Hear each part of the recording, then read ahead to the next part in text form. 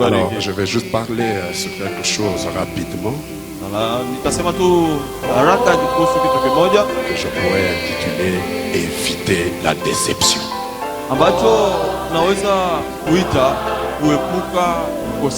Voilà. Celui qui écrit, je voudrais prendre comme un petit titre là, Éviter la déception. Ça va aider chacun de nous et ça va aider le jeune couple ici. Éviter la déception. Vous savez, nous sommes dans un âge très difficile. Quand nous lisons dans Apocalypse chapitre 3, au verset 19, là où le Saint-Esprit a parlé de cet âge actuel, vous allez trouver que Apocalypse 3, 19, le Saint-Esprit a dit ceci.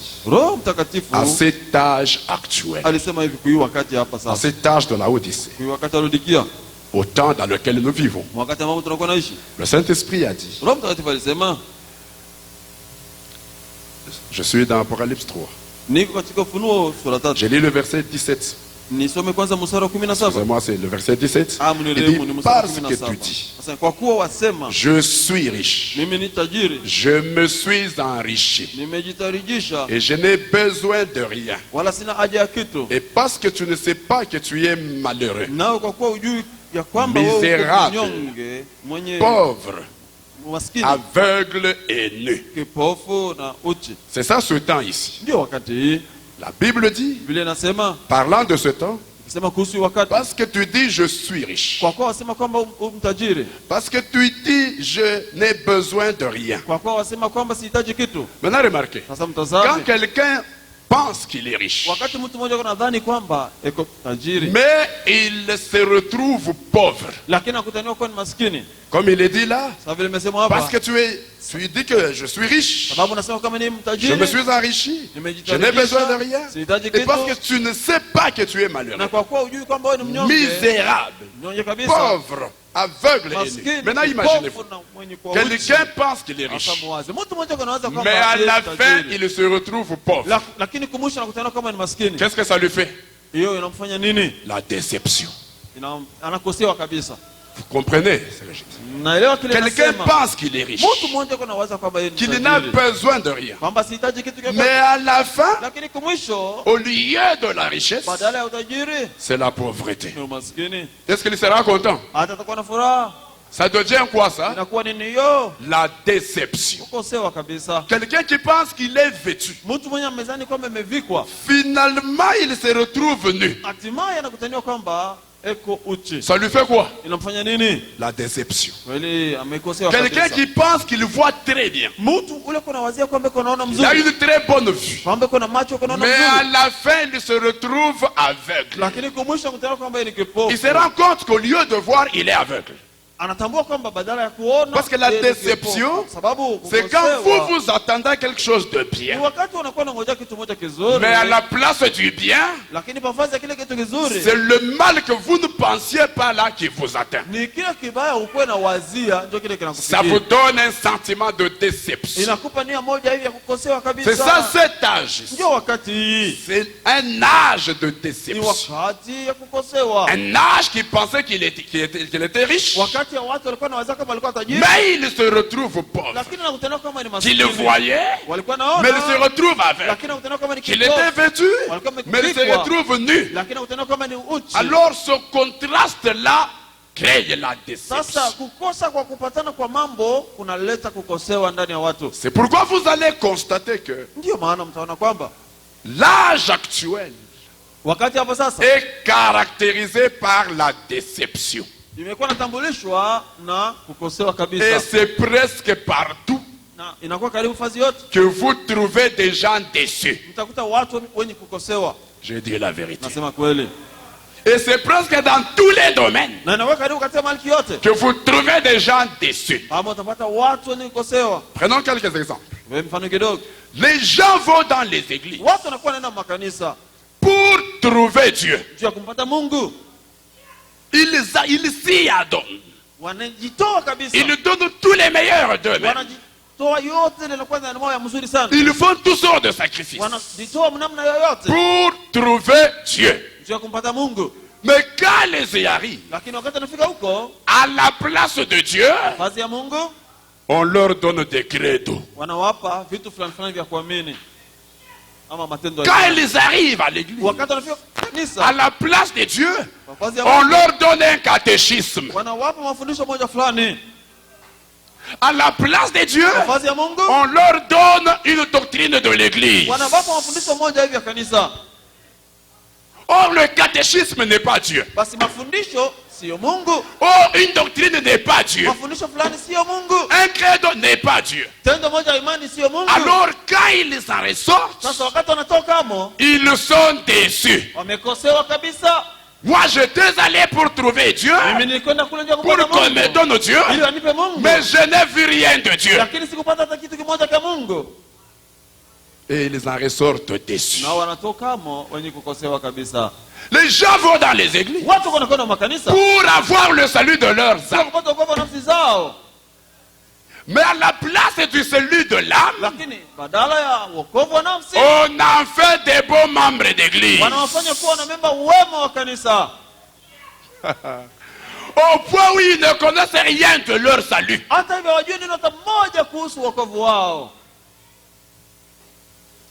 On fait d'eux des bons catholiques à la place du salut. On fait d'eux des bons méthodistes à la place du salut. On fait d'eux des bons pentecôtistes, mais sans le salut. Je peux aller plus loin. On fait d'eux des bons membres des tabernacles, très fidèles au tabernacle, mais rien du salut à eux. Et ils en sortent déçus. Parce que c'est l'âge de la déception. C'est l'esprit de l'âge, la déception. Est-ce que je peux parler? Les gens vont dans les églises. 14 jours de délivrance. 40 jours de délivrance. Ils vont s'enfermer là pour avoir la délivrance. Mais qu'est-ce qui va arriver? À la place de la délivrance, on va le faire tomber sur le sol. Et ils vont s'enrouler sur le sol. À la place de la délivrance. Et l'homme qui est devant se moque d'eux. Il va leur tendre un micro. Il commence à parler à un soi-disant démon. Et quand il sort de cette délivrance de 14 jours, il a plus de démons qu'il n'en avait auparavant. Oh, gloire au Seigneur. Quand il sort de ce service de délivrance, sa situation s'empire. Quand il sort de ces 40 jours de délivrance,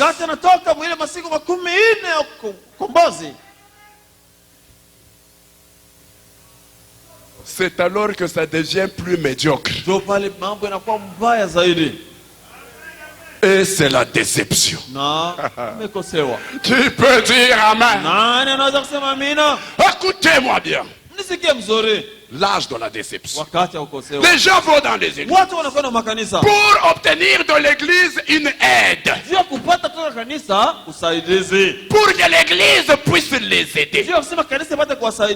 Mais quand ils y arrivent, au lieu que ce soit l'église qui les aide, c'est l'église qui les dépouille.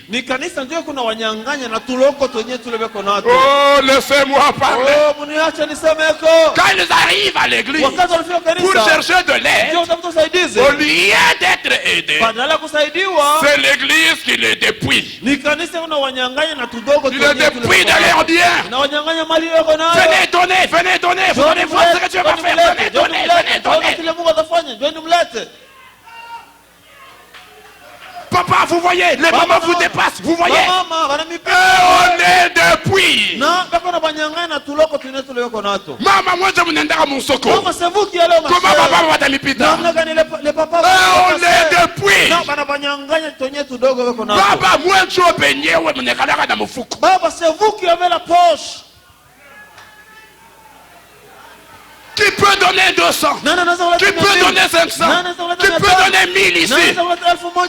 Ils sont allés à l'église pour trouver de l'aide. Mais quand ils y arrivent, c'est l'église qui les dépouille.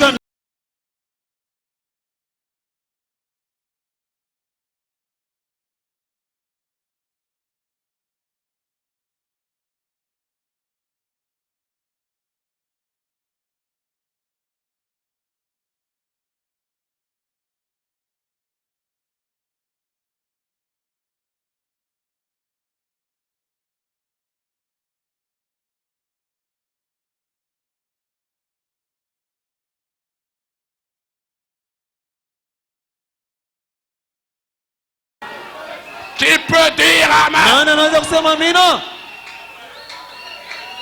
Et le jour où ils sont complètement dépouillés, on a tiré tout leur jus. Personne ne s'intéresse plus d'eux. Même le pasteur n'a plus le temps à passer avec eux. Parce qu'ils n'ont plus rien. Mais qui les a dépouillés? L'église. Et en retour, ils n'ont rien. Et ils repartent déçus. Qui peut dire amen?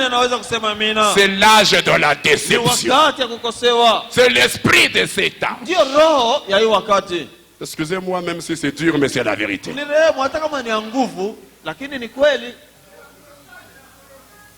Ah là là. Ah là là. Écoutez mes frères.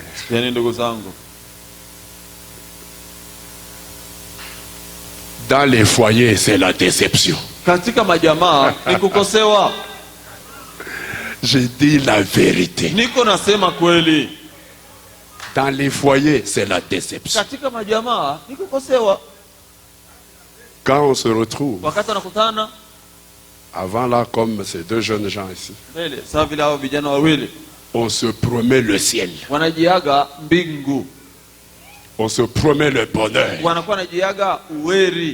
On se promet l'amour plus que celui de Dieu.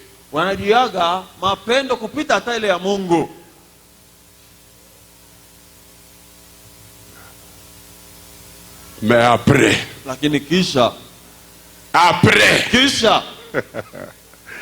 est-ce que je peux parler? Après, je t'aime, chérie. Sans toi, je suis rien. Sans toi, le ciel devient noir. Sans toi, je n'ai pas de sommeil. Bien. Mais après, combien d'hommes sortent au-dessus? Combien sortent au-dessus? Combien de femmes sortent au-dessus? Déçus. On regarde celui qui disait, sans toi le ciel est nuageux. Maintenant le ciel est très clair.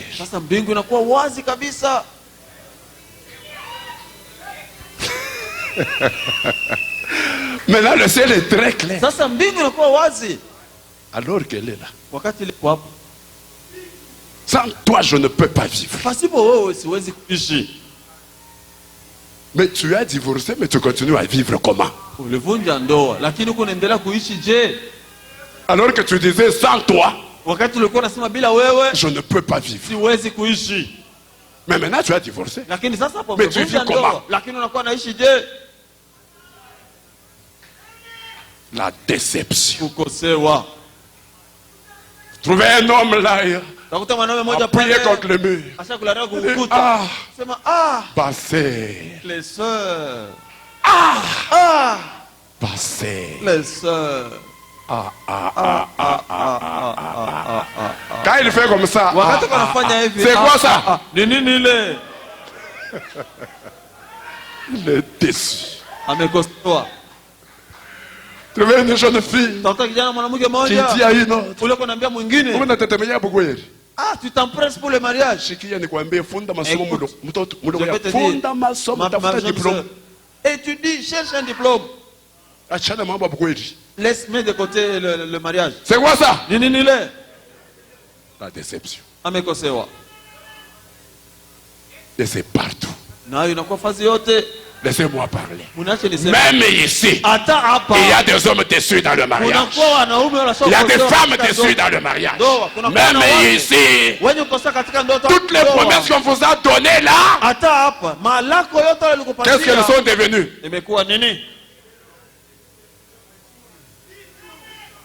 Déçus.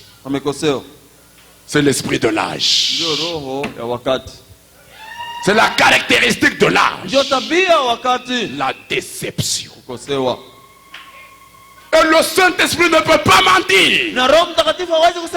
S'il avait parlé à cet âge que ce serait un âge de la déception, si vous ne faites pas attention, vous tomberez dans l'esprit de l'âge et vous serez déçus.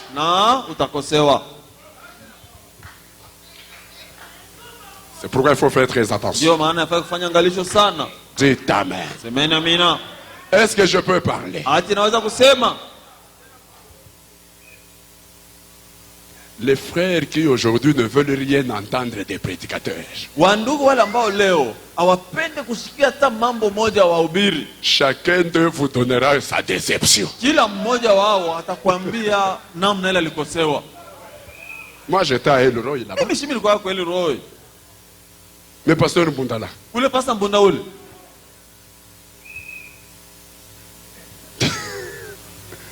Chacun d'eux vous parlera de sa déception. Mais je vous donne un conseil. Même là-bas, la déception sera là. Pourquoi? C'est l'esprit de l'âge. Alléluia. Vous devez seulement savoir comment éviter la déception. Parce que c'est l'esprit de l'âge. Mais comment éviter la déception? C'est ça qu'il faut savoir. Dans les affaires. Dans les affaires. C'est là que la déception dort même. Je vous dis la vérité. Dans les affaires, c'est là que la déception s'est enracinée. Maintenant, supportez-moi, je suis votre pasteur après tout.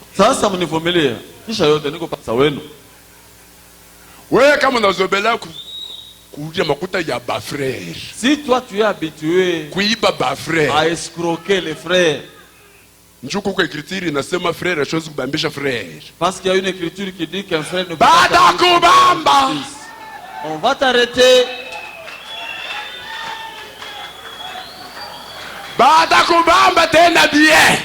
Et on va t'arrêter. Et c'est moi qui vais donner l'ordre. Fais-le arrêter. Ah, pasteur, ah, pasteur, vous voyez ce que vous commencez à faire. La Bible dit il y a des vieux loups vêtus en peau de brebis qui sont entrés parmi les troupeaux pour épier la liberté des enfants de Dieu. Et en se couvrant des écritures. Écoutez, les écritures ne sont pas une couverture. Les écritures sont la parole des élus. Alléluia. C'est la parole des une couverture. Je deviens aussi frère. Comme ça. Même si maintenant je baba frère makuta bata de bambish. Comment je commence à exploiter les frères, on va t'arrêter.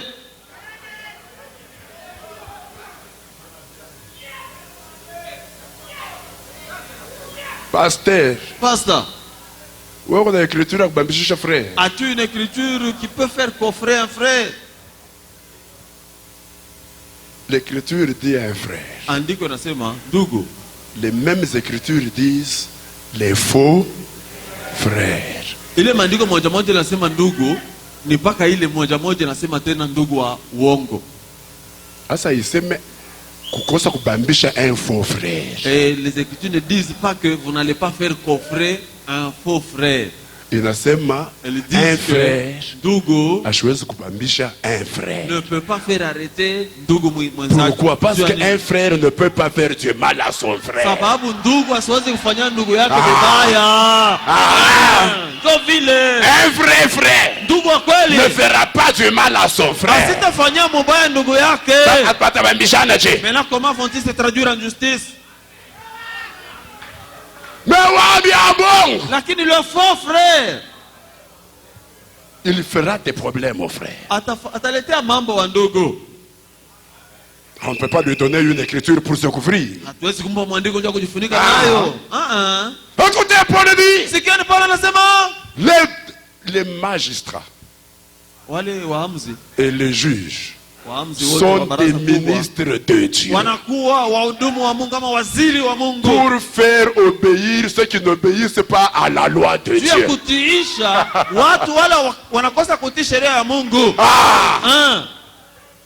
Nous vous donnons la loi de Dieu.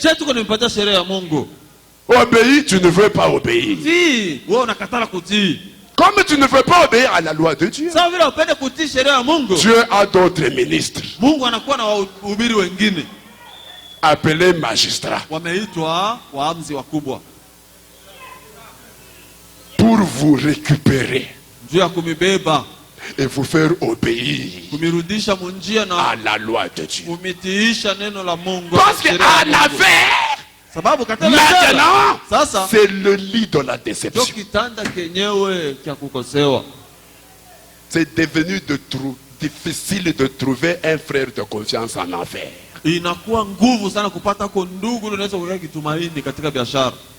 Difficile. C'est l'âge de la déception. Bitanza bien. Cela va bien commencer. Tout d'un coup, la personne là s'habitue.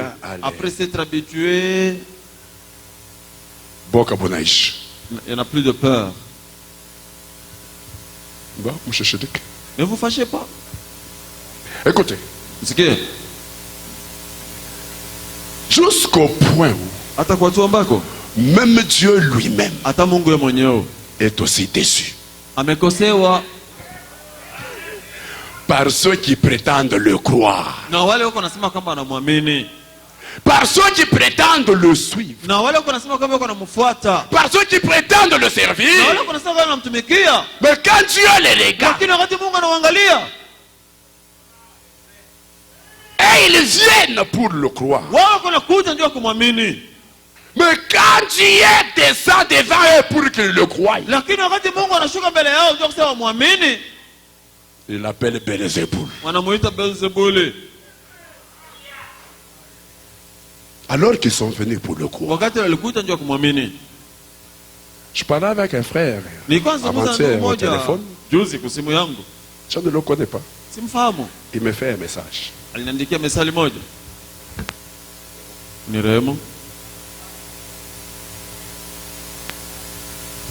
Il me fait un message. Il me dit, pasteur, bonsoir.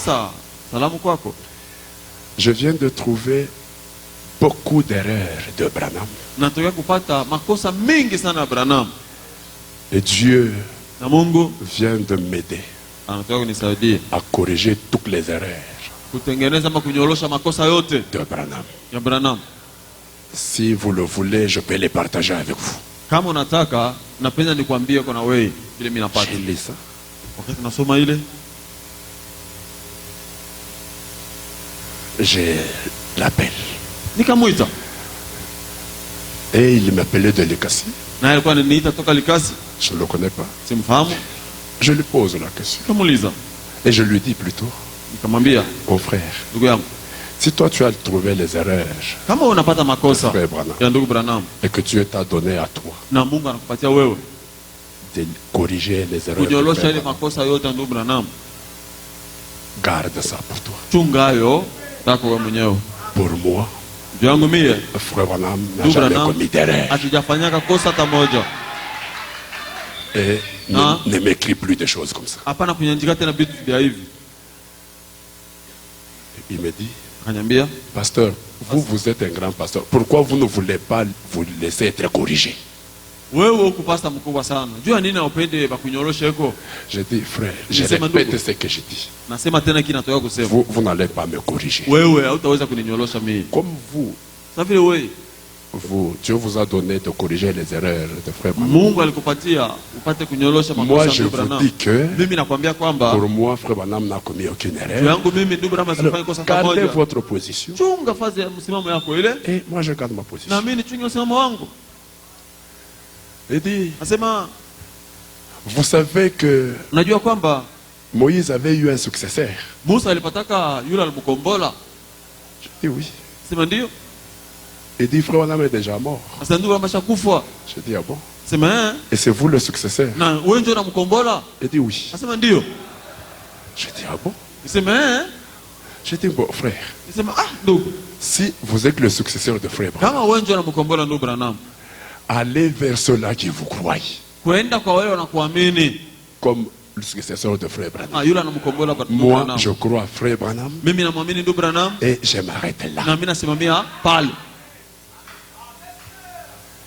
Il dit, même frère Branham en son temps, quand il vivait, on ne croyait pas en lui.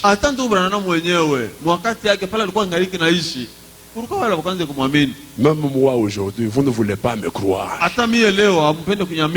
Parce que j'ai vu. J'ai dit, frère, on a mis membre. Y a-t-il un problème entre moi et toi?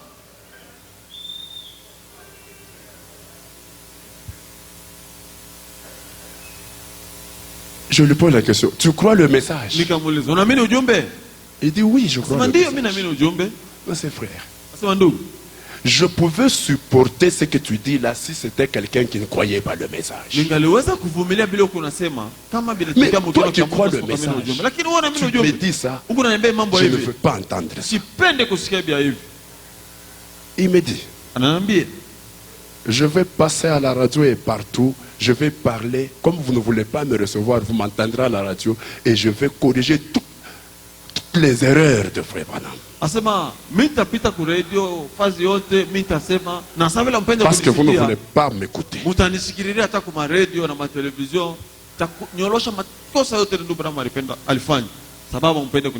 Maintenant je lui pose une question. Avant de quitter, de venir au message, vous étiez dans une dénomination? Il dit oui. Pourquoi tu as quitté la dénomination vers le message? Il dit, c'est parce que dans la dénomination il y avait des erreurs. Je dis, mais maintenant, tu as quitté la dénomination à cause des erreurs. Tu es venu au message. Tu y trouves encore des erreurs. Maintenant, ça va être quoi?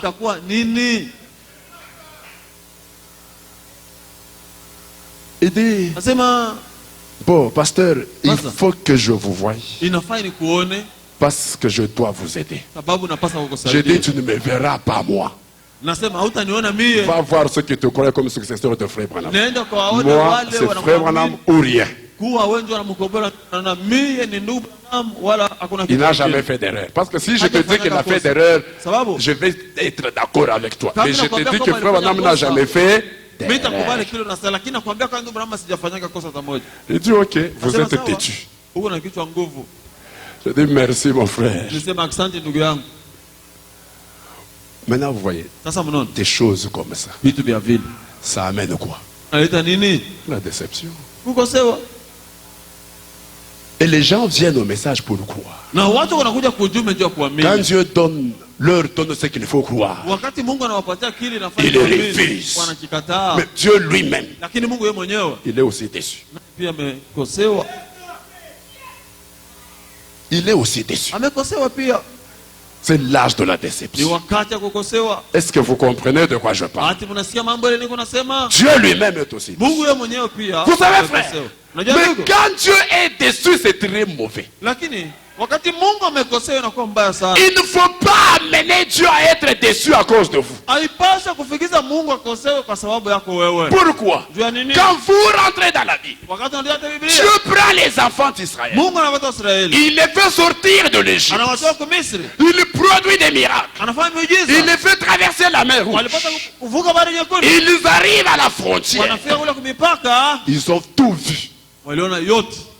Ils ont mangé la manne. Ils ont bu l'eau du rocher. Ils ont vu tous les miracles de Dieu.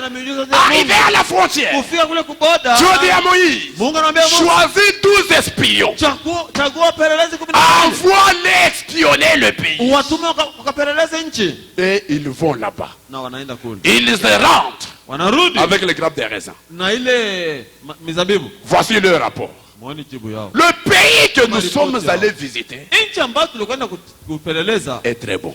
Il coule le lait, il coule le miel, comme Dieu l'a dit. Mais les habitants de ce pays sont des géants. Nous sommes à leurs yeux comme des sauterelles. Nous ne pourrons pas prendre le pays. Alors dans Deutéronome, chapitre 1er, il donne ce rapport-là. Dieu est déçu de ce rapport-là. Verset 29. Écoutez la Bible. Dieu leur est. La Bible dit, je vous dis, ne vous épouvantez pas. C'est Moïse qui leur parle. Et n'ayez pas peur d'eux. Les géants là, les fils d'Anak. L'Éternel votre Dieu, qui marche devant vous, combattra lui-même pour vous, selon tout ce qu'il a fait pour vous sous vos yeux en Égypte, puis au désert, où tu as vu que l'Éternel ton Dieu t'a porté comme un homme porte son fils. Pendant toute la route que vous avez faite jusqu'à votre arrivée en ces lieux. Maintenant écoutez, malgré ce, vous n'êtes point confiance en l'Éternel, votre Dieu, qui allait devant vous sur la route pour vous chercher un lieu de campement, la nuit dans un feu, afin de vous montrer le chemin où vous deviez marcher, et le jour dans une nuée. Maintenant écoutez, l'Éternel entendit le bruit de vos paroles. Dieu les a entendus quand il parlait. Nous ne pouvons pas prendre le pays. Ces gens-là, vraiment, sont géants. Nous sommes vraiment comme des sauterelles. L'Éternel entendit le bruit de vos paroles. Il s'irrita. Il fit quoi? Il s'irrita et jura en disant, aucun des hommes de cette génération méchante ne verra le bon pays que j'ai juré de donner à vos pères. Excepté Caleb, fils de Jephouné, il le verra lui. Et je donnerai à lui, à ses enfants, le pays sur lequel il a marché. Parce qu'il a pleinement suivi la voie de l'Éternel. Vous constatez quoi? Quand Dieu est déçu, il s'irrite. Dites Amen. Quand vous décevez Dieu, Dieu s'irrite.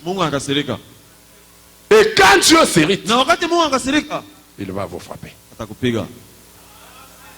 Il ne faut pas décevoir Dieu. Dites Amen. Dites Amen. Il ne faut pas décevoir. Quand vous décevez Dieu, Dieu va s'irriter.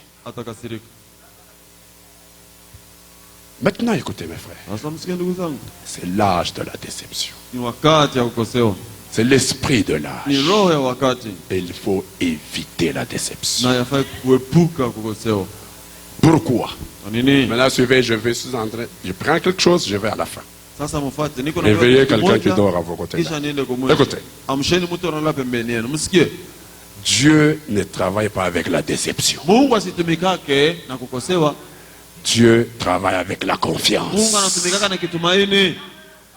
Parce que la confiance, c'est la foi. Dieu ne travaille pas avec la déception. Dieu travaille avec la confiance. Parce que la confiance, c'est ça la foi. Mais c'est le diable qui travaille avec la déception. C'est ça qui fait que Dieu vous montrera toujours des choses et fera toujours des choses qui vont créer chez vous la confiance. Dieu, écoutez, je vais le dire avec insistance. Dieu ne peut pas créer une déception. Parce qu'il ne travaille pas avec la déception.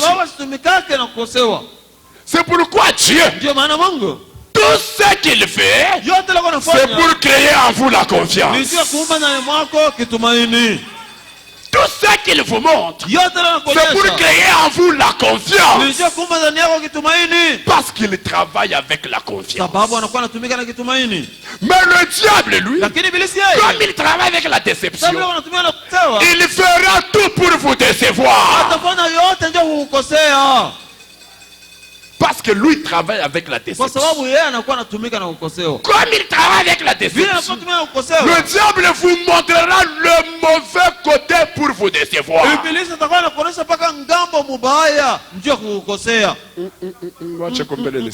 Laissez-moi parler un peu.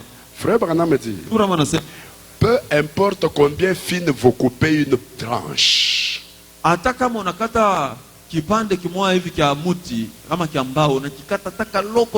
ça aura toujours deux côtés. Maintenant, il faut atteindre les pieds. Maintenant, suivez-moi bien. Dieu, lui, n'a qu'un seul côté parce qu'il est bon.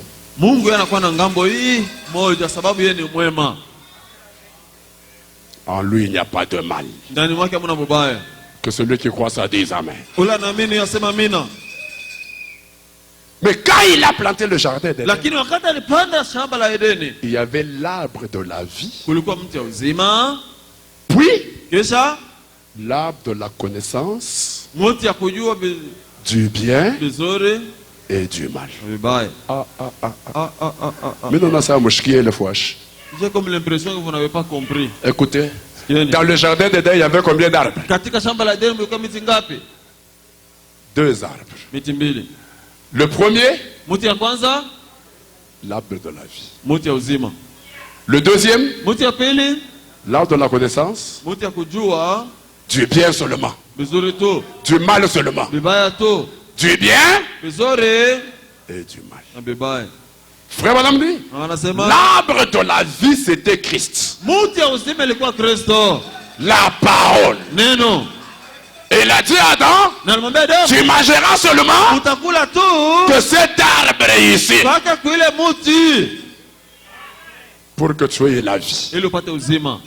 Mais le jour où tu mangeras de l'arbre qui a 2 côtés, le bien et le mal, qu'est-ce que tu feras? Tu mourras. Qui peut dire Amen? Et frère Adam dit, cet arbre ici, c'était le diable.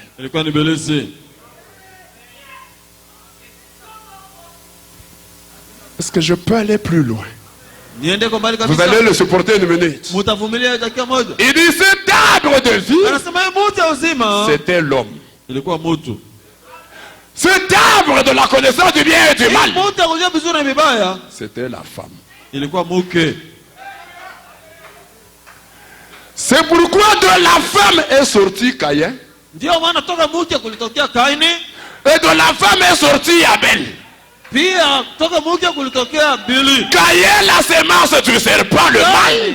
Uzao wa nyoka ubaya. Abel la semence de Dieu, le bien. Bili uzao wa Mungu mema. Mais d'Adam Lakini toka Adamu n'est jamais sorti Caïn le mal. Kaini mubaya hajatoka kamwe. Est-ce que je peux parler? Nisemeko. Cet arbre ici c'est Christ. Hii muti ni Kristo. Cet autre arbre c'est l'église. Hii muti ingine ni kanisa. Christ, c'est la parole qui vous donnera toujours la vie éternelle. Mais l'église vous donnera tout. Et le bien et le mal. C'est ça l'église. L'église, il y en a qui vous aimeront. Dans la même église, il y en a qui vous haïront. Mais Christ, la parole, vous aimera toujours. L'église, il y en a qui parleront en bien de vous. Il y en a aussi qui parleront en mal de vous. Mais Christ, la parole, parlera toujours en bien de vous. Tu peux dire amen.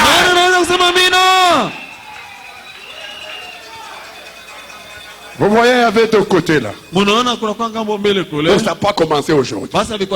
Ça a commencé depuis le jardin d'Éden. Un arbre avec deux côtés. Le bien et le mal. Et depuis ce jour-là, tout homme né de la femme est né d'un arbre mélangé du bien et du mal.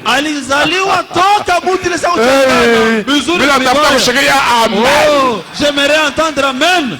Tout homme né d'une femme aura un bon côté et un mauvais côté.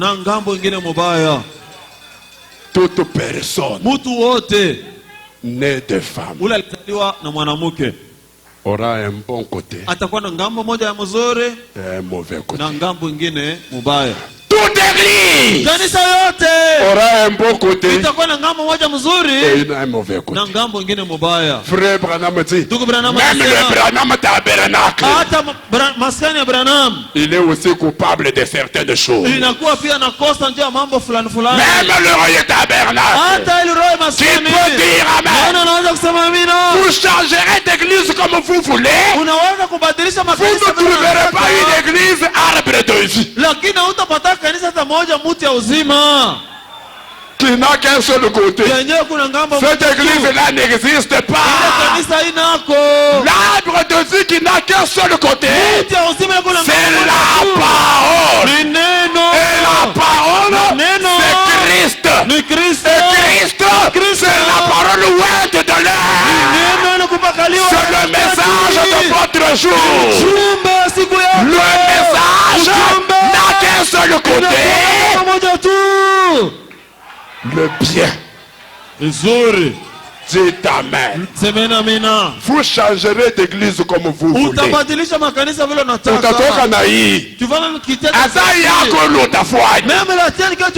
sera toujours un arbre avec deux côtés. Monsieur, je dis amen. Je n'entends pas amen.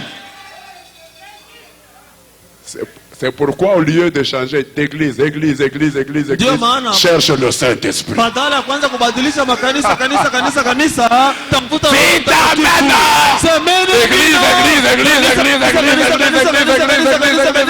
ne sert à rien. Cherche le Saint-Esprit. Oui, il te dira que l'église où tu vas rester.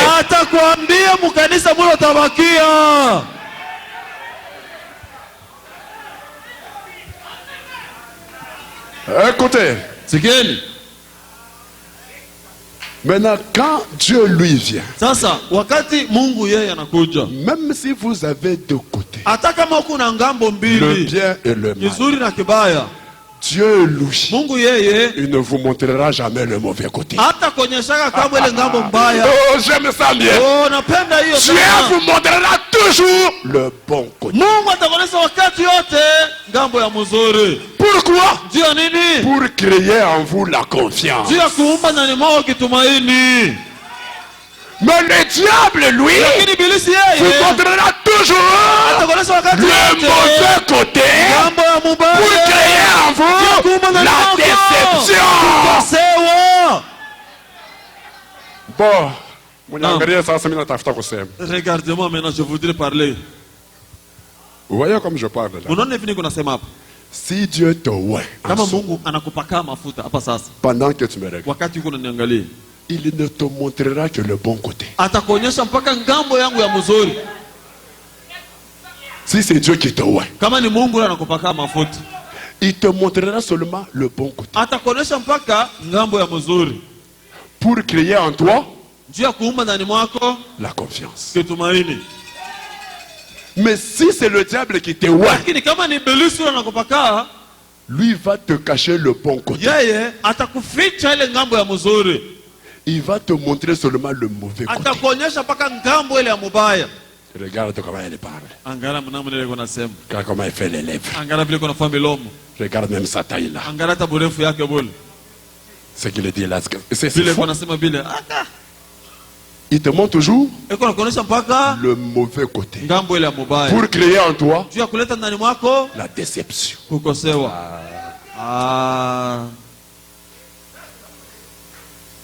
Contrôlez l'onction qui est sur vous.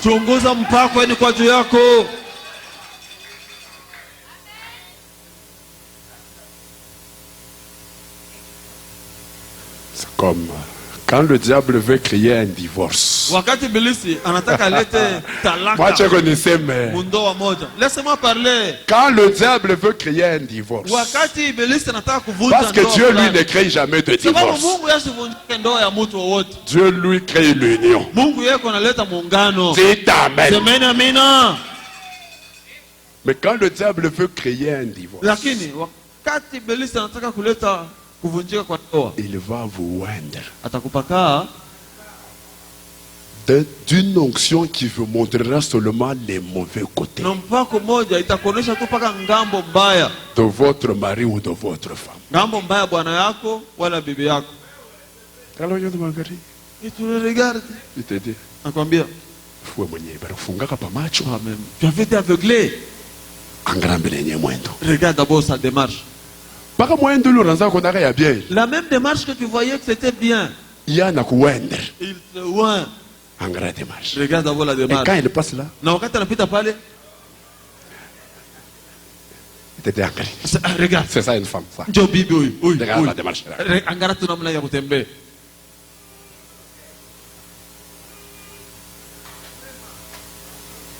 Pour créer quoi? La déception. Elle peut préparer.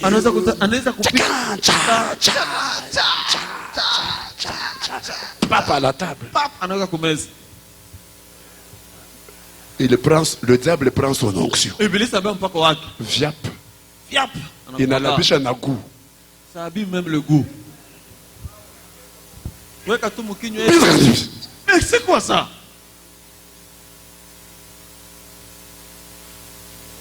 Pour créer la déception.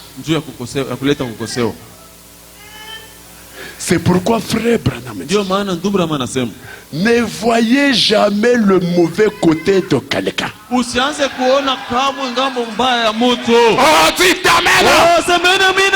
regardez jamais au mauvais côté de quelqu'un. Ça, c'est une citation de frère Branham. Ne regardez jamais au mauvais côté de quelqu'un. Il va plus loin, il dit, si c'est Dieu qui est en vous, il vous montrera seulement le bon côté. Mais si c'est le diable qui est en vous, il vous montrera le mauvais côté de quelqu'un. Abraham, il avait un bon côté. Un homme obéissant à Dieu. So, il sort. Il avait aussi un mauvais côté. Menteur. Mais quand je lui ai parlé de l'histoire d'Abraham, qu'est-ce qu'il a fait? Il a mis de côté le mauvais côté. Il a même dit à Abimelech, cet homme-là est mon prophète.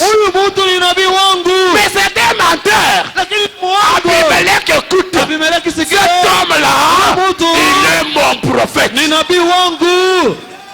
Ce que tu dis, moi je ne connais pas. Mais il a menti. Abimelech, cet homme-là est mon prophète. Rends-lui sa femme. Mais il a pris mon argent. Ça je ne connais pas. Je lui ai donné la dot. Ça je ne connais pas. Rends-lui sa femme. Puis qu'il prie pour toi, pour que tu vives. S'il ne prie pas pour toi, tu es mort et tu perds ton royaume. Mais il m'a menti. Ça je ne connais pas. Qui peut dire amen? Oh, je suis heureux ce matin. Je peux avoir des défauts. Je peux avoir des fautes. Quand Dieu, le diable vous voit, vous verrez mes défauts. Vous verrez mes fautes. Mais quand Dieu me regarde, il connaît mon cœur. Il voit le bon côté que j'ai. Il voit mon amour pour lui. Il voit combien je l'aime. Il voit combien je l'adore. Il voit combien je le sais. Pourquoi? Lui regarde à mon bon côté. Parce qu'il est Dieu. Vous regardez à mon mauvais côté parce que vous êtes loin du diable. Dites amen. La vérité reste la vérité. Alléluia. Oh non, tel frère là il est comme ça. Tel soeur là il est comme ça. Tel frère là il a fait. Tel soeur là il a fait. Ouais du diable. C'est lui qui vous montre ça. Musema amen. Dites amen.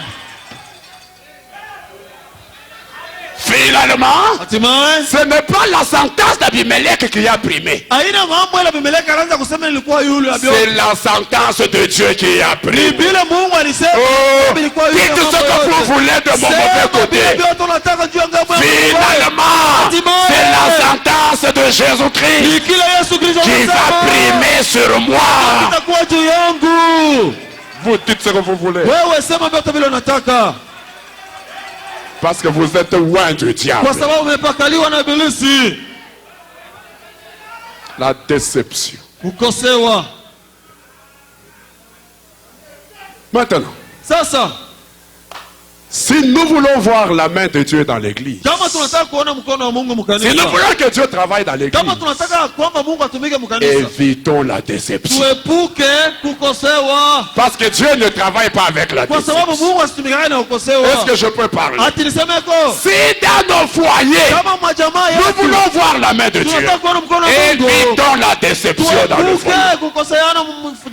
Dieu ne travaille pas avec la déception. Si à la fin, nous voulons être bénis, allez de l'avant, évitons la déception. Dieu ne travaille pas avec la déception. Dieu travaille avec la confiance. J'aimerais entendre amen. Je prêche ça aussi pour vous.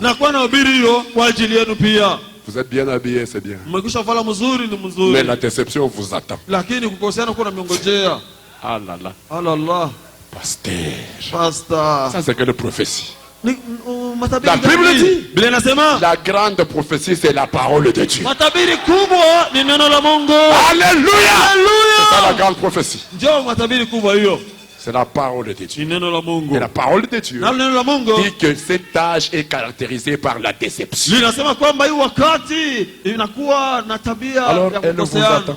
Si vous ne faites pas attention, après tous les pas que vous ferez ici, vous irez chez vous, la déception vous attend. Il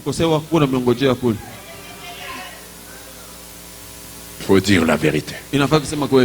La déception vous attend. Vous voyez parmi les papas qui sont assis ici, il y a des déçus.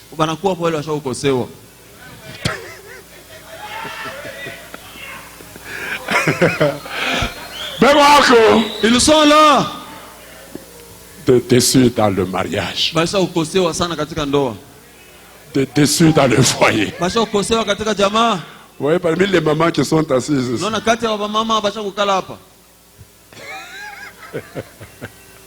il y a des déçus. Bisha kwa labika tutafanya. Ça c'est déjà abîmé. Qu'allons-nous faire? Que l'on fasse grandir même les enfants. Mais on ne se marie pas pour les enfants. Mais comment vous terrez vous allez rester là-bas pour les enfants? La déception. Restons seulement. Qu'allons-nous faire d'autre? Et même le message que nous sommes venus croire. Restons seulement. Restons. Je vais servir même Dieu. Bongo! Parce que tu es déçu. Dieu, tu ne peux pas le servir quoi? Vous servez Dieu parce que vous l'aimez. Dis amen. Restons. Servons même Dieu. Je vais dormir seulement à l'église. Rentre chez toi dormir. On ne vient pas dormir à l'église parce qu'on fuit la déception à la maison.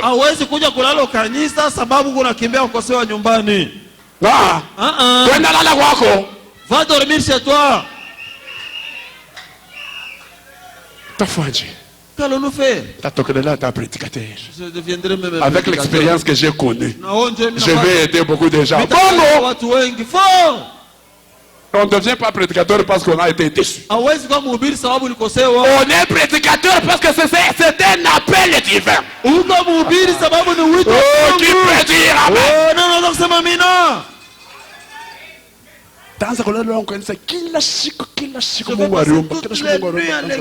Chaque jour qui passe, c'est du lundi au dimanche. Si vous voyez quelqu'un à l'église,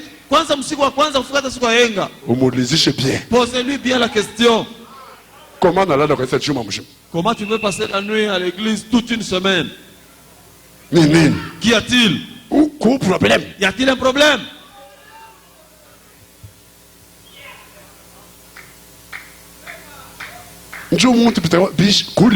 Là-bas, tout est gâté. Il n'y a plus moyen de passer la nuit à la maison. Déçu. Au cours de la journée, il va se promener partout, vers 20h à l'église. Lundi, mardi, 20h. Après l'église, il se promène seulement tout autour de l'église. Va dormir chez toi. Ça, on ne vient pas à l'église parce qu'on est déçu.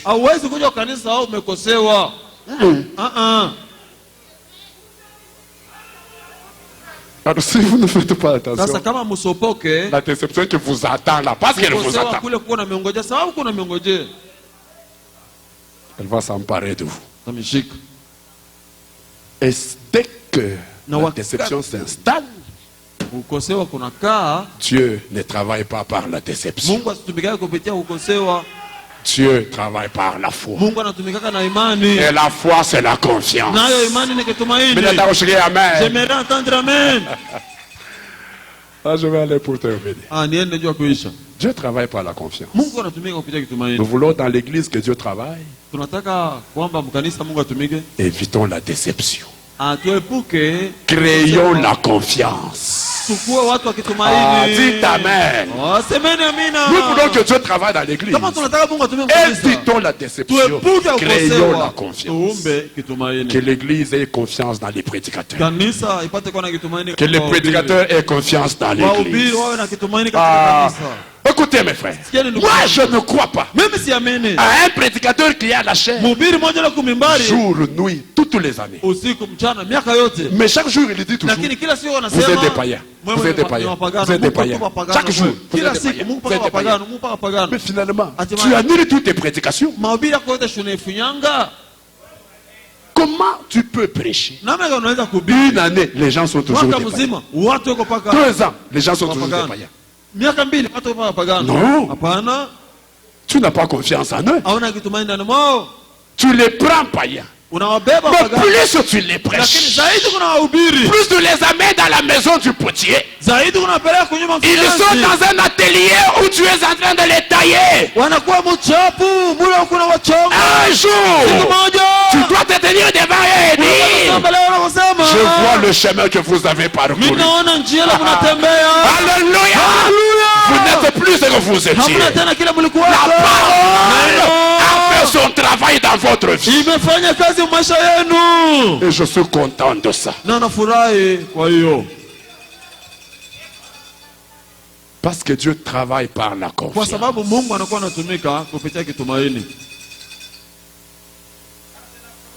Pour que Dieu travaille dans l'église, les gens doivent avoir confiance les uns dans les autres.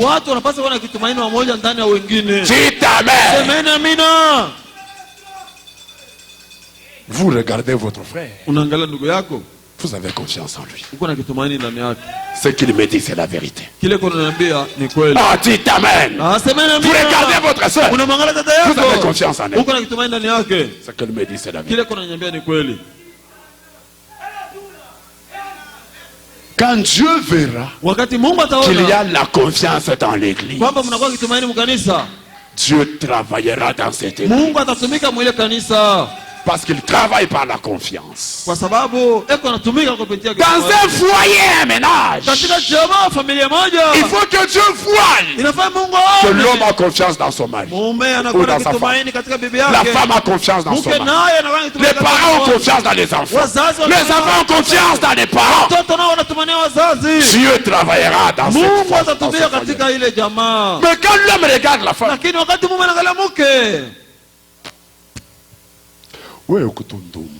toi, tu es vraiment une pute. Qu'est-ce que je fais? Mais je senti. Je ne pas. Preuve à une. Tu n'as aucune preuve. Preuve? Tu n'as aucune preuve. Ta manière de regarder. Ce genre de regard. J'étais observé quand tu causais avec tel frère. Le regard que tu portais sur lui.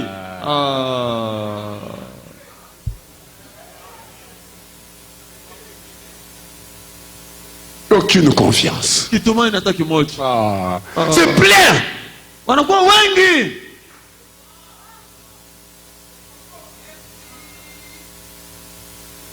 Une femme qui n'a pas confiance en son mari. L'homme sort. Et la femme derrière.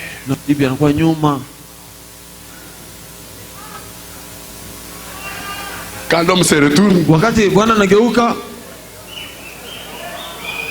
tu cherches quoi? Pas de confiance. Comment voulez-vous que vous voyez la main de Dieu dans votre foyer? L'homme va en voyage. Prends le téléphone. On appelle. Chérie, comment?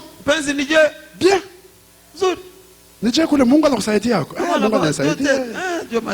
Ok, quand lui, et puis vous laissez là, vous ne coupez pas.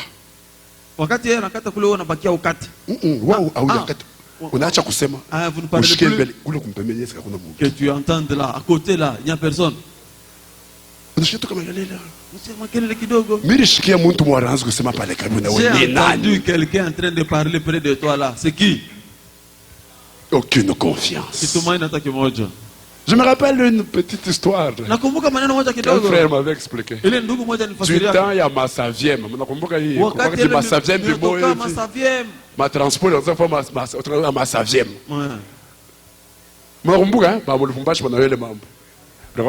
Surtout India en Kenya. Ma savième. Alors, le frère m'a expliqué. Quelqu'un là, et il avait une chemise blanche.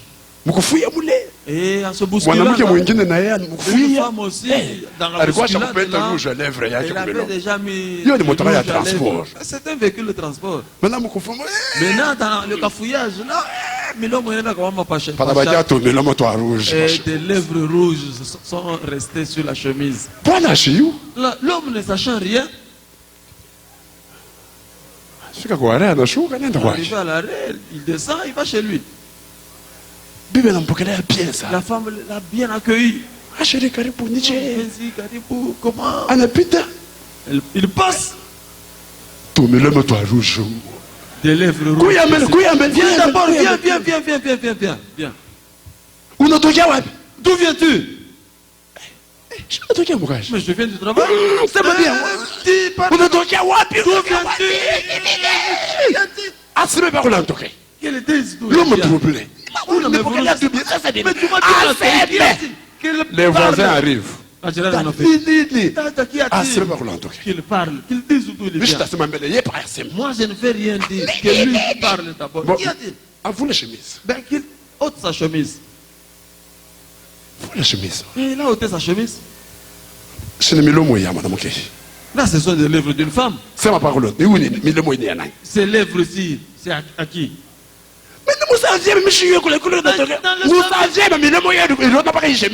Les lèvres ont vu seulement cette chemise. Aucune confiance. Comment voulez-vous que Dieu travaille là où il n'y a pas de confiance? C'est amen.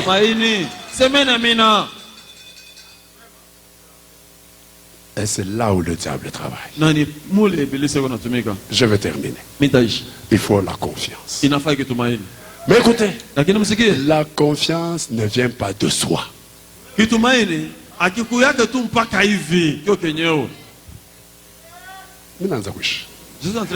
confiance ne vient pas de soi. La confiance ne se prêche pas. Je vais aller plus loin. La confiance n'est pas une réponse à la prière. Seigneur, donne-moi. Quand on me regarde, qu'on ait confiance en moi. D'où vient la confiance? J'ai lu Exode 19. Et nous terminons. D'où vient la confiance? J'ai lu Exode 19. Verset 9. Dieu dit à Moïse.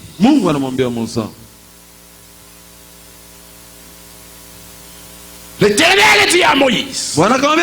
Je viendrai vers toi dans une épaisse nuée, afin que le peuple entende quand je te parle.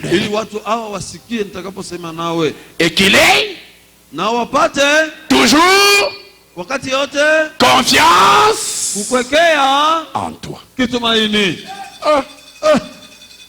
Parce que Dieu savait. Pour que je travaille avec Moïse au milieu de ce peuple, il faut que ce peuple ait confiance en Moïse.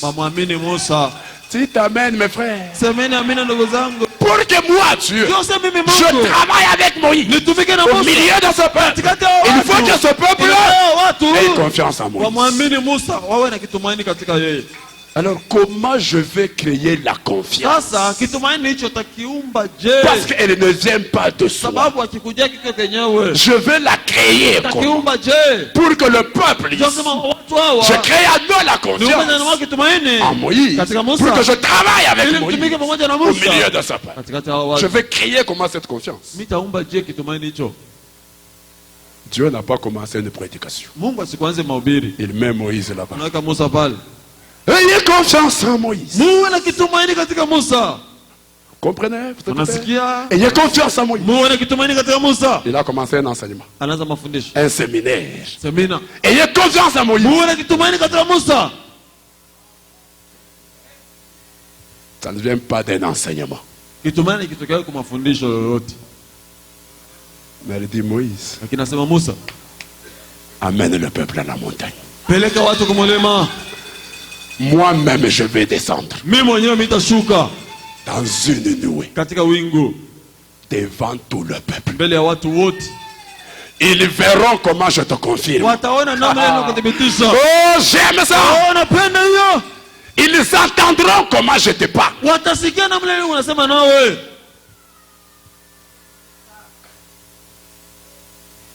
Pour que, en voyant cela,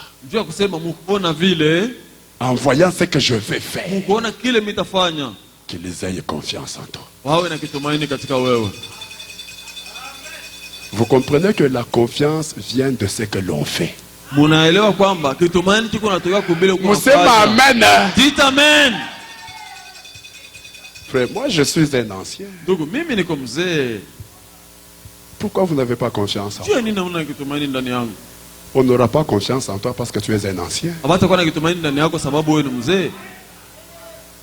Non. Non. Frère, moi je suis un prédicateur. Un serviteur de Dieu. Hein, frère? Pourquoi tu n'as pas confiance? Je suis un serviteur de Dieu. On n'aura pas confiance en toi parce que tu es un serviteur. Non.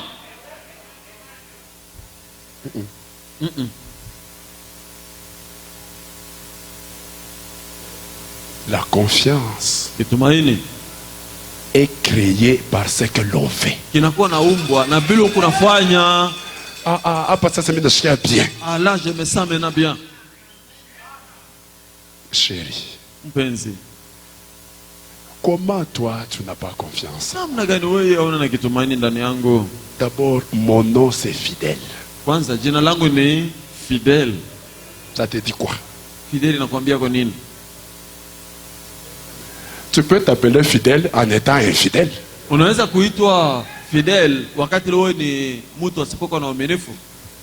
n'aura pas confiance parce que tu t'appelles fidèle. Non. Frère, moi je suis au message depuis 1985. On n'aura pas confiance parce que tu es au message depuis 1985. Non. Non. Le diable est au message depuis très longtemps. Quand Frère Branham prêchait le message, le diable était déjà là au message.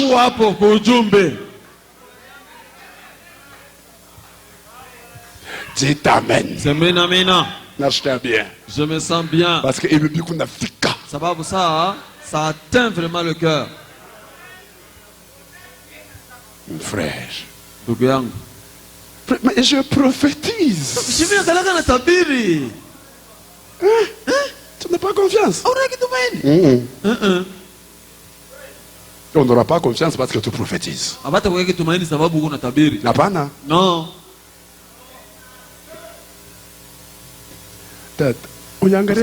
Regarde-moi d'abord bien. En me regardant seulement, en me voyant. Pour nous condamner vis-à-vis un message à Frère Branham. Que condamnes-tu vis-à-vis du message de Frère Branham? Regarde la jupe. Regarde la blouse. Regarde la blouse. Regarde la chevelure. Tu ne vois pas le message? On n'aura pas confiance parce que tu as de longues jupes. Non.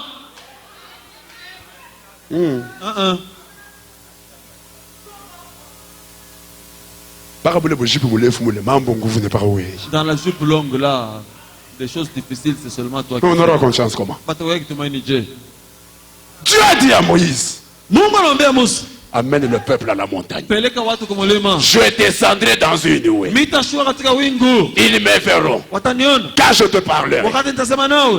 Pour qu'ils aient confiance en toi. Moïse amène le peuple à la montagne. 3 jours après, Dieu descend.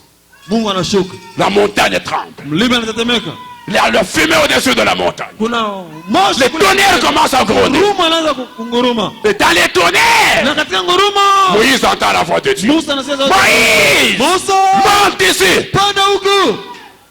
Et le peuple dans le tremblement. Il voit Moïse monter la montagne. Jusque dans le feu. Ils disent, ça c'est pas le Moïse que nous connaissons. Ça c'est un Moïse. C'est la victoire de Dieu. Confirmé par Dieu. Et Dieu commence à parler. À un moment donné, le peuple ne peut pas supporter. Il dit Moïse, si ça continue comme ça, nous allons tous mourir. Nous ne supportons pas ce spectacle. Dis à Dieu de te parler à toi. Et toi, tu viendras nous parler. Avec ce que nous venons de voir, nous avons confiance en toi, Moïse. Gloire au Seigneur. Avec ce que Dieu vient de faire avec toi, confiance 100%.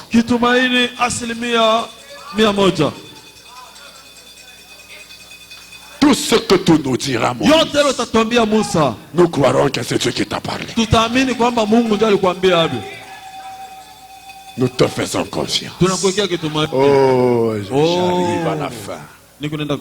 C'est comme ça que le peuple a eu confiance en Moïse. Moïse ne leur a jamais demandé d'avoir confiance en lui. Tu voudrais voler quelqu'un et tu lui prêches la confiance. Frère, fais-moi confiance. Fais-moi confiance, frère. Parce que tu veux le voler.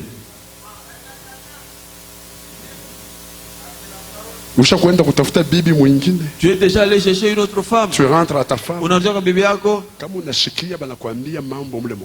Si tu apprends qu'on te dit quelque chose à propos de moi dans l'église là, ne crois pas. Confiance. Oui, fille. Voleur.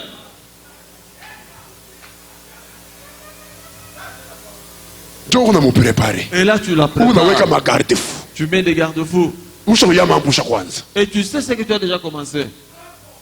Je ne veux plus te voir parmi les sœurs. Parce que les sœurs ont quel mauvais conseil. Toi tu sais ce que tu as déjà commencé. Tu voudrais déjà anticiper les barrières. Je ne voudrais pas te voir avec les sœurs. Tu vas à l'église seul. Dès que l'église dès qu'on commence la dernière prière, tu sors. Les sœurs ont de mauvais conseils. Un effort pour qu'on ne puisse pas lui dire. Confiance. Confiance. J'ai entendu un frère qui appelait un autre. Ah ouais, ndio mkonfia wangu. Ah, frère, mkonfia ndio nini? Mkonfia, c'est quoi?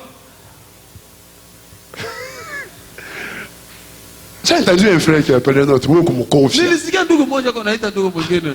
Mkonfia ndio nini? Mkonfia c'est quoi? C'est wa confiance. C'est lui en qui on a confiance. Ana mambo ya mkonfia. Il n'est pas question de mkonfia. Parce que tu peux t'appeler mkonfia. Sababu unaweza kuitwa mkonfia.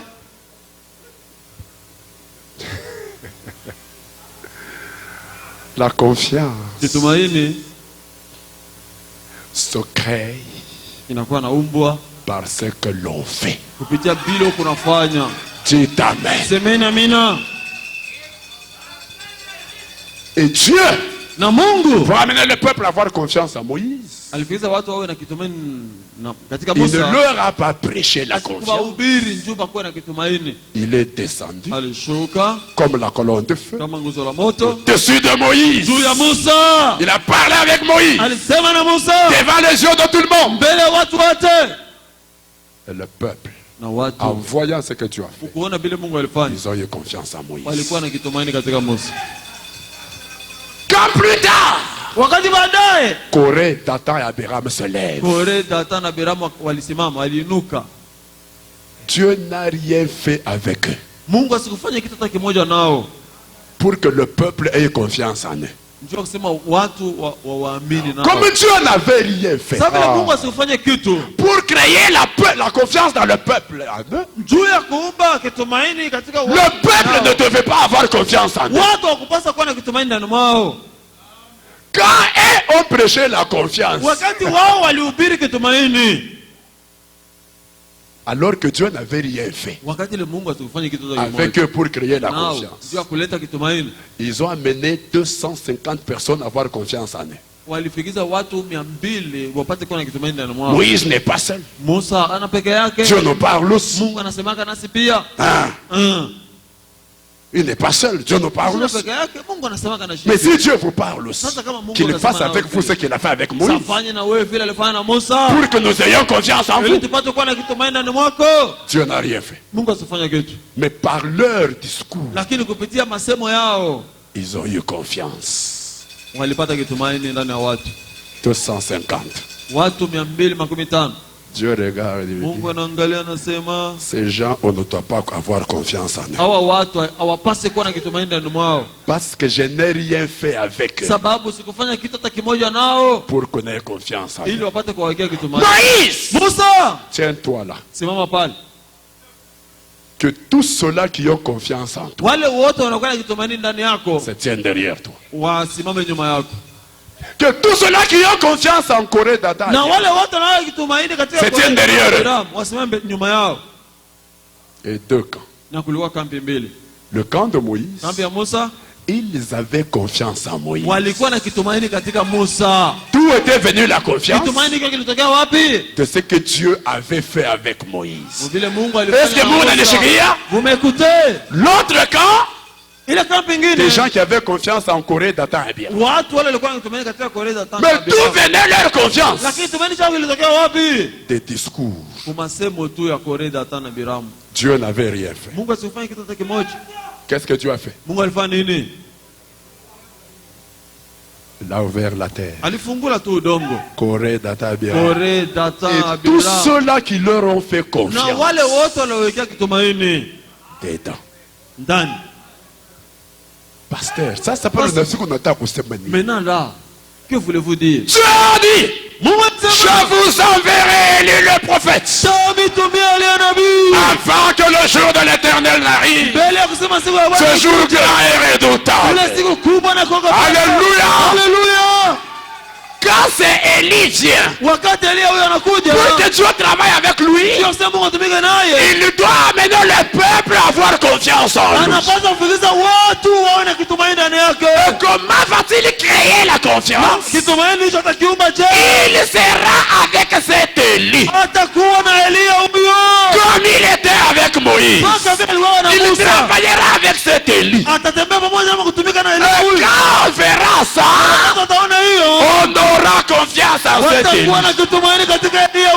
C'est pourquoi nous sommes ici, ayant confiance en William Branham. Il est l'Élie de Malachie. D'où vient notre confiance? Dieu est descendu dans la nuée comme il était descendu sur Moïse. Il est descendu sur William Branham. Il a travaillé avec William Branham. Il a accompli les signes du Messie avec William Branham. Il lui a donné la révélation de toute la parole, de tous les mystères, comme la Bible l'avait promis. Quand nous voyons Dieu faisant cela, cela a créé en nous la confiance en derrière. Alléluia. Alléluia. Qui peut dire amen? Maintenant, si toi tu es derrière Corée, si toi tu es derrière un prédicateur, si toi tu es derrière un bishop, sur qui Dieu n'est pas descendu dans la nuée, avec qui Dieu n'a pas travaillé, comme la Bible le dit, qu'est-ce qui va arriver? Et toi, et ton bishop, la terre va s'ouvrir. Oh, gloire au Seigneur. Je veux entendre votre amen. C'est comme ça que la confiance, Dieu la crée par ce qu'il a fait. Dites amen.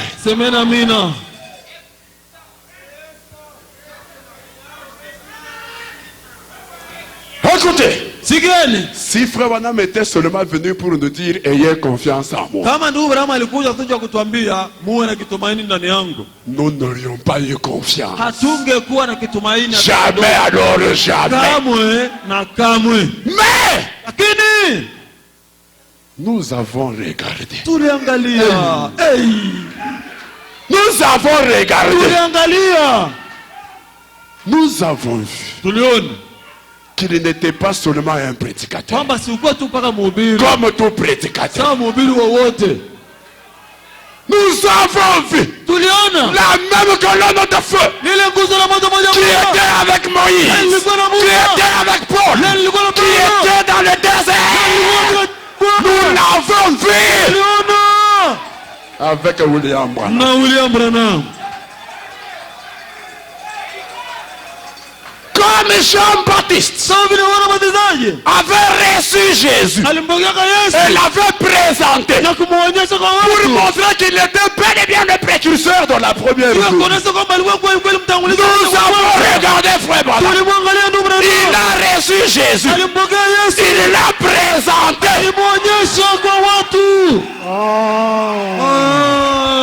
Cela a créé en nous la confiance. Alléluia. Alléluia.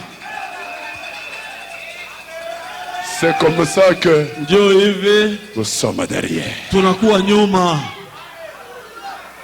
D'où nous vient la confiance? C'est ce que Dieu a fait. Avec le prophète William Branham.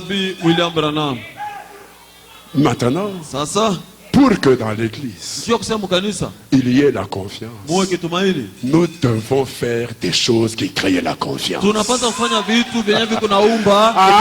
aimez bien amen. Dites d'abord amen. La confiance, on ne va pas la demander, frère. Faites-moi confiance, frère. Faites-moi confiance. Faites-moi confiance. Tais-toi. Les actes parlent plus fort que les paroles.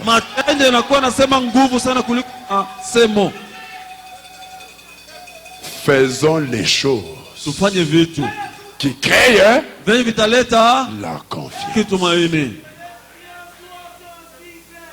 Dans l'église, les uns vis-à-vis des autres, faisons les choses qui créent la confiance.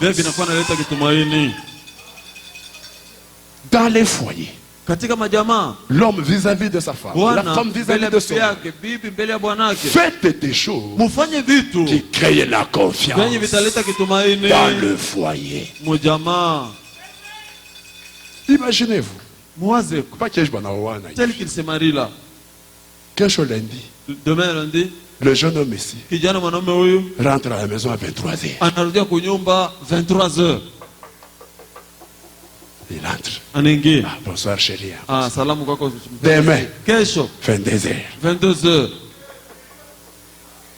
Le jour suivant, 23h30. Mais À cette heure-ci, d'où viens-tu? Tu n'as pas confiance? C'est quoi ça? À cette heure-ci, d'où viens-tu?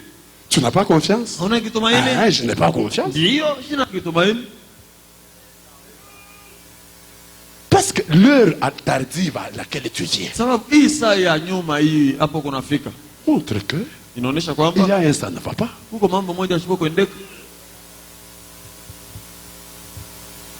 Montre que ça ne va pas.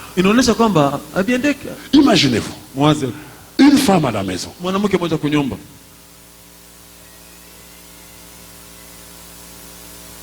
Elle est là dans des robes.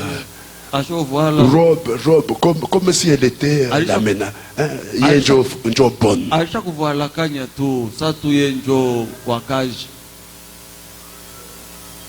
Mais c'est seulement quand vous partez que vous la trouvez en ville. Amenez jupe comme ça. Bien serré et tout ça.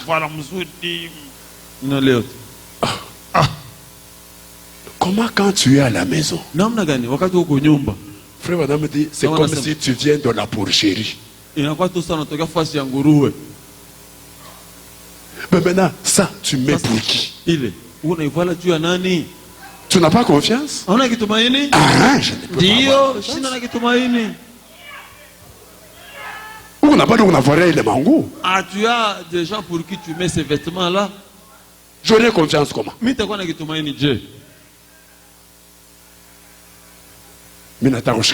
J'aimerais entendre amen. La confiance est créée par ce que nous faisons. Oui, il y a un téléphone.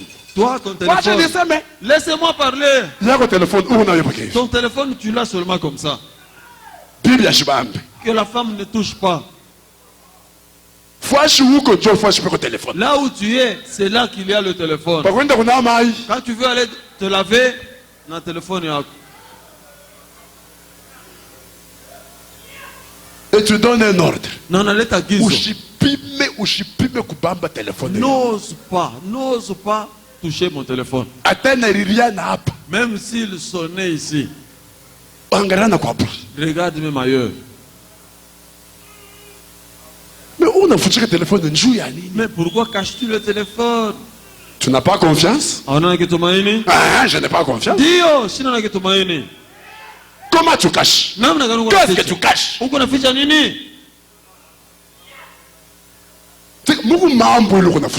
Ça veut dire qu'il y a des choses que tu caches là-dedans.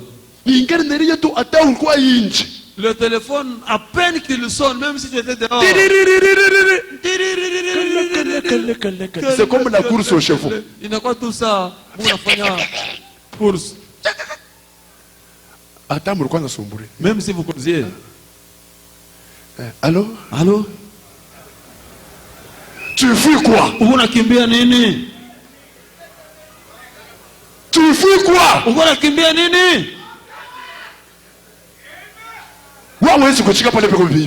Tu ne peux pas répondre. Tu ne peux pas répondre là où il y a l'homme. Allô? Allô? Tu fais quoi? Maintenant quand tu rentres. Ça c'est quand on a rodé. C'était qui? Toi aussi, tu veux connaître. On a confiance. Tu n'as pas de confiance? Je n'en ai pas. Ma SMS n'est pas les SMS quand on y entre seulement tchak. N'est pas comme ça. Paf. On a déjà tout kusoma. Najim. Najim. On a la confiance? Tu n'as pas de confiance? Comment vais-je avoir confiance? Parce que tu ne fais que cacher des choses. Comment vais-je avoir confiance?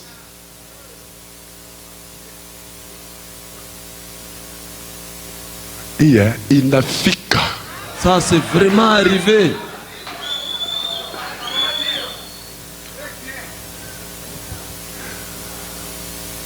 Dieu travaille avec la confiance. Mungu anatumika na kitumaini. Amen. Semeni amina. Alors il faut éviter la déception. Parce que Dieu ne travaille pas avec la déception. Et comment éviter la déception? Faisons des choses qui créent la confiance. Ne faisons pas des choses qui créent la déception. Maintenant, quand on a créé une déception, il y a une gomme. Crayon na gomme. Quand on a créé une déception, il y a une gomme pour effacer la déception. Pour que Dieu travaille là-bas. Pour que vous voyez la main de Dieu, il faut gommer la déception. Et la gomme, pour gommer la déception, c'est savoir dire pardonne-moi. C'est demander pardon. J'aimerais entendre amen. C'est savoir demander pardon. Quand vous avez créé une déception, demandez pardon pour effacer la déception. Même si c'est toi le chef, crayon na gomme.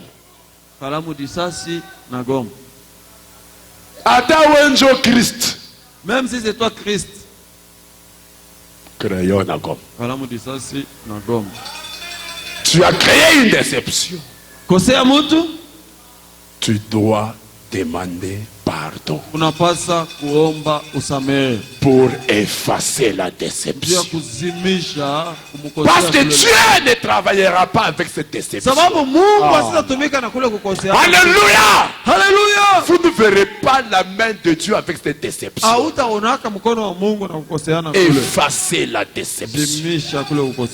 Ramenez la confiance. Vous verrez la main de Dieu. C'est pourquoi dans l'église, pour voir la main de Dieu, il faut savoir se demander pardon. Quand vous avez déçu un frère, quand vous avez déçu une soeur, sachez demander pardon. Que peu importe ce que vous êtes. Vous savez, il y a une maman dans l'église ici. Par mes gardes, j'avais dit quelque chose qui avait blessé ses sentiments. Mais quand j'ai appris ça, je l'ai appelé. Je n'ai pas dit, maman, tu sais que je suis pasteur. Alors, pasteur ou pas, vous devez avoir une gomme. Dites amen pour effacer la déception. J'ai dit, maman, pardonnez-moi.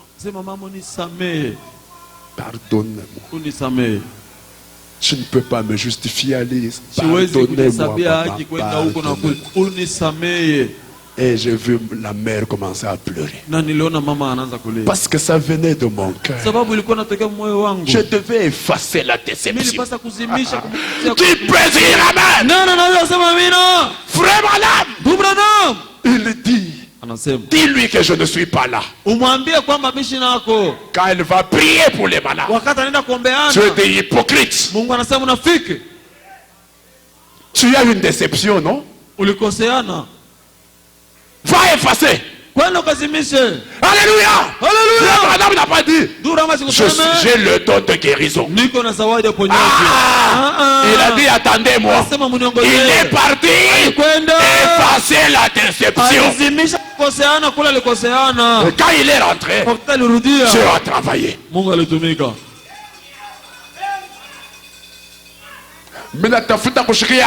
J'aimerais entendre amen. Savoir effacer la déception. Pour rétablir la confiance. Alléluia. Alléluia. Et une déception Quand vous ne l'avez pas effacé, elle va vous rejoindre quelque part. Vous allez sauter. À la fin, elle sera devant vous. Et Dieu ne fera rien. Qui que vous soyez, vous devez savoir effacer la déception. Pardonnez-moi, mon frère. Pardonnez-moi, ma soeur. Chérie, pardonnez-moi.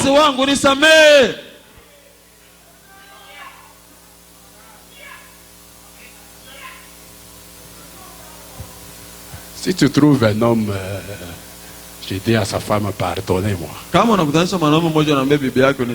Est-ce que ça c'est un homme? Est-ce que c'est un homme? Un homme devant sa femme, pardonnez-moi. Est-ce que c'est un homme? Moi j'ai des réponses. Frère Branham me dit, un homme sans le Saint-Esprit, c'est un animal.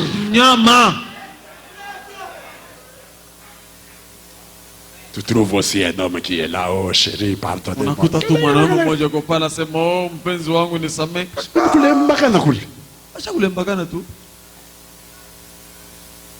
Dieu va travailler comment? Tu as créé une déception. Tu dois savoir gommer la déception. Arsène, tu comprends? Ah? Roïd, c'est Roïd. C'est un nom compliqué là. Roïd. On l'écrit comment? Roïd. C'est comme ça que je prononce. Hein? Arsène, toi tu dois bien savoir. C'est ça. C'est Roïd. Bon, quand même. Je suis pas un peu bien. C'est Roïd.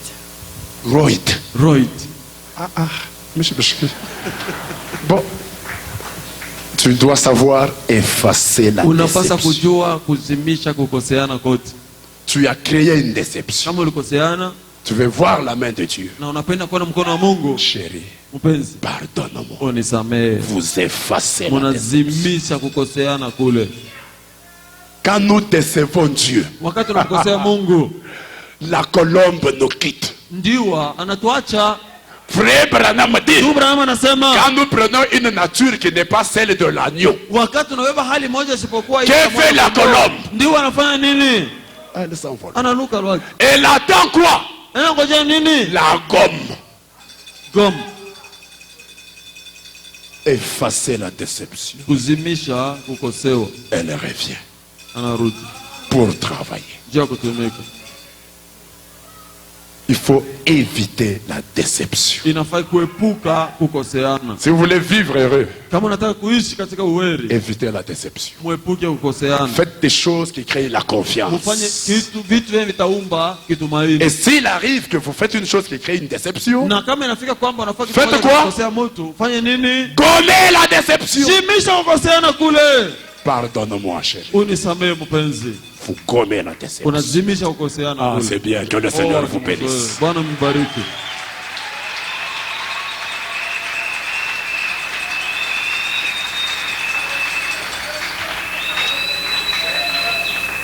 Et nous allons gommer nos déceptions vis-à-vis de Dieu.